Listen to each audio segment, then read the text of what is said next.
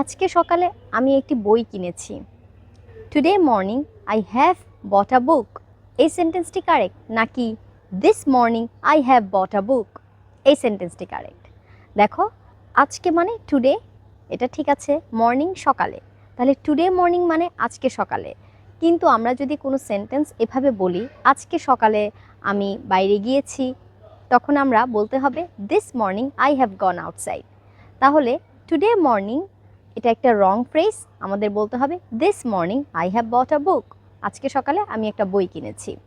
কিন্তু ইয়েস্টারডে মর্নিংয়ের ক্ষেত্রে ঠিক আছে, yesterday morning I went outside, অথবা yesterday morning I bought a book, গতকাল সকালে আমি একটি বই কিনেছিলাম, yesterday morning I bought a book. আবার যদি বলি আগামীকাল সকালে, tomorrow morning I will buy a book, আগামীকাল সকালে আমি একটি বই কিনবো। শুধু টুডে মর্নিংয়ের ক্ষেত্রে আমাদের বলতে হবে this morning. What have you done this morning? তুমি আজকে সকালে কি করেছো?